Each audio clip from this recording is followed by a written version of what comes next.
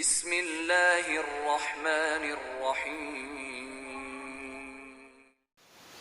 Allah Subhanahu wa taala berfirman dalam surah Al-Baqarah ayat 43 yang berbunyi wa aqimus salata wa atuz zakah warka'u ma'ar raki'in. Artinya, dan laksanakanlah salat, tunaikanlah zakat, dan rukuklah bersama orang-orang yang merukuk.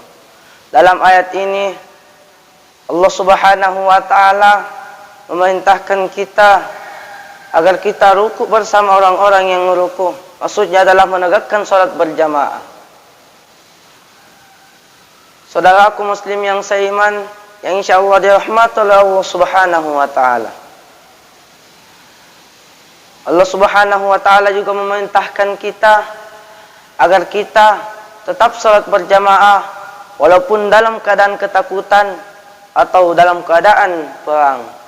Sebagaimana firman Allah Subhanahu wa taala dalam surah An-Nisa ayat 102 yang berbunyi wa idza kunta fihim faqamta lahumus shalah faltakum ta'ifatum minhum ma'ak wal ya'khudhu aslihatahum. Artinya, dan apabila engkau Muhammad berada di tengah-tengah mereka, sahabatmu, lalu engkau hendak melaksanakan salat bersama mereka, maka segolongan dari mereka berdiri untuk melaksanakan salat bersamamu dan menyandangkan senjata mereka. Ayat ini bahasanya Allah Subhanahu wa taala memerintahkan kita untuk salat berjamaah bukan hanya dalam keadaan aman, akan tetapi dalam keadaan ketakutan. Rasulullah sallallahu alaihi wasallam bersabda, wa an Ibni Umar radhiyallahu anhu qala anna Rasulullah sallallahu alaihi wasallam yaqul as-salatul jama'atu afdalu min salatil fardhi bi 27 darajah. Dari Ibnu Umar radhiyallahu anhu, sallallahu alaihi wasallam bersabda, salat berjamaah lebih utama daripada salat sendirian sebanyak 27 derajat. Coba kita bayangkan, kita satu kali melaksanakan salat berjamaah dalam satu waktu, kita mendapatkan 27 derajat dibandingkan salat sendirian. Dalam satu waktu kita salat sendirian, maka kita hanya mendapat 1 derajat.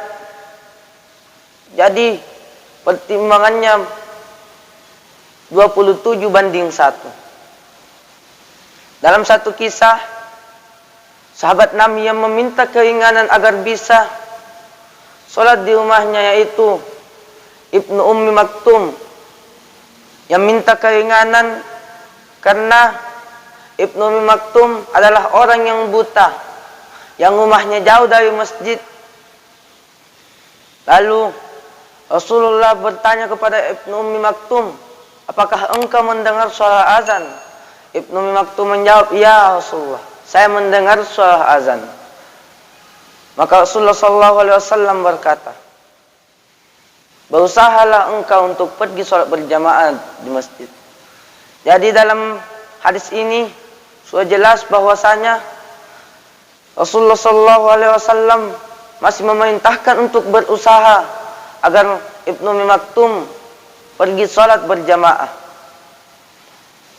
Bagaimana dengan kita yang mata kita bisa melihat yang masjidnya bagus, kendaraannya, yang mempunyai kendaraan, tapi kita masih malas untuk melaksanakan sholat berjamaah. Jadi selain Rasulullah sallallahu alaihi wasallam bersabda, wa an Abi Darda radhiyallahu anhu qala sami'tu Rasulullah sallallahu alaihi wasallam yaqul ma min salasatin fi qaryatin wala badawin la tuqamu fihimus salatu qad istahwaza alaihimus syaitan fa alaikum bil jamaah fa innama ya'kulud dhi'ba minal ghanamil qasiyah. Dari Abu Darda radhiyallahu anhu berkata, saya mendengar Rasulullah sallallahu alaihi wasallam bersabda, apabila ada 3 orang dalam satu desa atau kampung yang tidak dilaksanakan salat kecuali mereka telah dikuasai oleh syaitan, Oleh karena itu, laksanakanlah dengan berjamaah. Sebab serigala hanya akan memakan domba yang terpisah dari kawannya. Dalam hadis ini menjelaskan bahwasanya apabila dalam satu desa tidak dilaksanakan sholat berjamaah, maka kita telah dikuasai oleh syaitan. Dan apabila kita melaksanakan sholat berjamaah, maka insya Allah setan tidak akan menguasai diri kita.